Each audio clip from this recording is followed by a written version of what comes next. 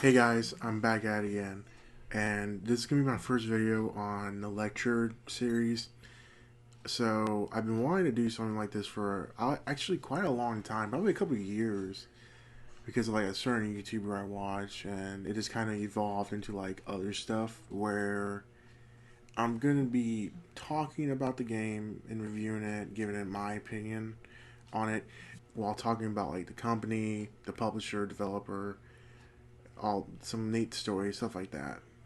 So, like the title says, it's gonna be Super Mario Bros. One, and I kind of wanted to do this one just because it's the first one in like the long franchise Mario games, and I didn't personally start on this one, but it's iconic, it's all that stuff. Back in 1995, Nintendo made a video game console, Nintendo Entertainment System. They called it NES for short, and their first game was a game called Super Mario Bros. As the title says. So for the story is very simple. Not gonna win any awards, It's not your One Piece, It's not your amazing, beautiful story. It's not your One Piece, but it does get the job done. So it starts with Mario, who is a plumber. Doesn't look like a plumber. I mean, he got the overalls, but that's really about it. And he's tasked with saving a princess who is called Princess Toadstool, who will later be known as Princess Peach. But that's not until a couple games later. And Mario has to defeat bad guy, which in this game is going to be Bowser. And I just want to say real quick, Bowser's design in this game, just something about it. It just kind of reminds me of the turtle from Teenage Mutant Ninja Turtles 2 back in like I think the 1990s, around that time, the live action movie. I don't know. I just always thought of it as that, and it's just a weird design, especially compared to how he looks on the box art, any promotional material, compared to his actual video game counterpart. Like the two just don't look similar at all. I don't know. Just had to get it off my chest. Even though I am calling this guy Bowser, his name in Japan is a little bit different for some reason. He's actually called King Koopa. And just like the story, the controls are also very simple. Because NES back in the day only had two buttons. So, really, what can you do? So, you have the A button, which allows you to actually run in the game, with the B button allowing you to jump. And the control stick obviously allowing you to move left, right, and that's pretty much it for the controls. Now to the actual game. Now going to the enemies department. It's not a very stacked list, but it's very well an iconic list for the Mario franchise, that is. You have a Goomba, which allows you to go left and right, and eventually it will fall to its death, which honestly I don't really know why it does that. It just does. You have green Koopa Troopas, which do the same thing as a Goomba, except when you jump on them in this game, you can actually kick their shell in a direction, left or right, and it will keep on going that direction and destroy anything as long as you don't off screen it. And you have a red Koopa Troopa, which does the same thing, except it has the ability to not fall off like a dumbass. When you're in the water swimming in the swimming levels, you actually have two enemies you can fight. You have a Cheep Cheep, which all it does is go in a straight line from where it's coming from, and that's about it. And then you have a gray one, a gray Cheep Cheep, which does the same thing, except it goes slower. And then you have a blooper, which is this squid-like enemy that just jumps up and down. It will come after you. And the only way to get rid of it is by throwing a fireball at it or by off-screening it. You can also fight the Cheep Cheeps when you're not in a water level. For example, there's a bridge level where it jumps up and down to try to get you. And you have a piranha plant which has the ability to just come out of a pipe without you knowing and bite you. But if you're under a pipe from where it's coming from, it won't pop out for some reason. Next is the Buzzy Beetle, which It's pretty much just a Goomba and a Koopa Troopa, a green one. And honestly, it has no special ability, so it's pretty much just a reskin. Now for the most challenging enemy in the game, in my personal opinion, even tougher than Bowser, which is the Hammer Bros. A Hammer Bro has the ability to jump up and down from each level and throw 3 hammers in each swing.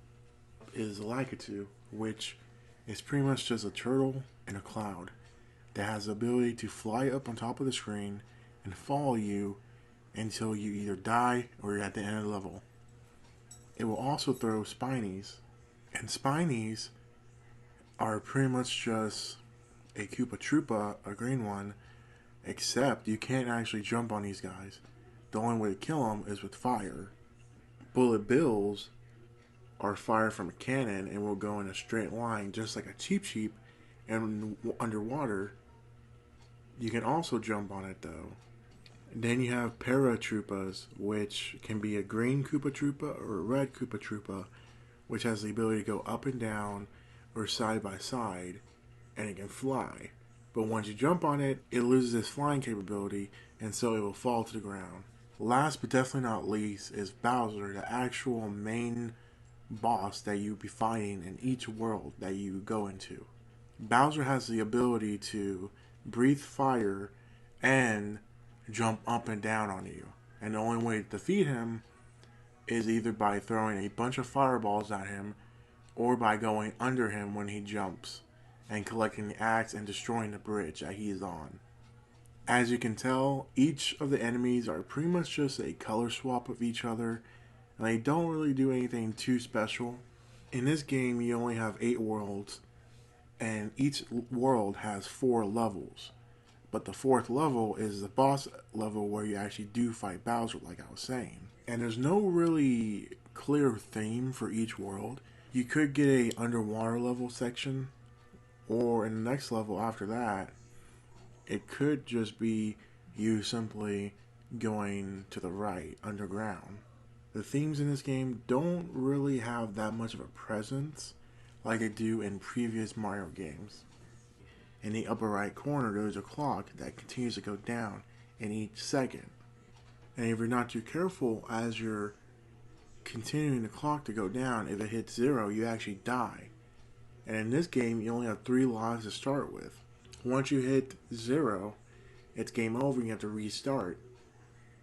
But there is another way to get more 1-ups to continue life up. And that is either by getting 100 coins or by doing a little cheat, which I tried to do in my playthrough but was unable to do. And that is to get into a tight corner and actually stomp on a Koopa Troopa shell and continue jumping on it. As you get more points, it will eventually turn into 1-ups.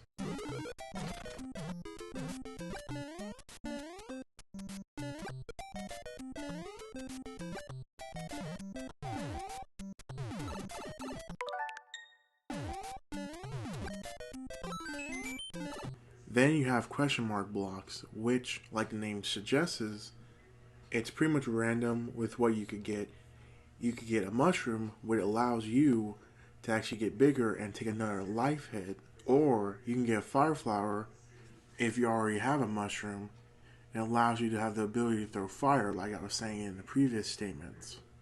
And then you have regular brown blocks, which don't really have anything special in them most of the time, in this game that is, except there is a little cool detail where it states in the story that Bowser actually turned all the mushroom people into blocks, and that when you jump on a block when you're Big Mario, you actually destroy the block, so it suggested that Mario is actually killing everyone.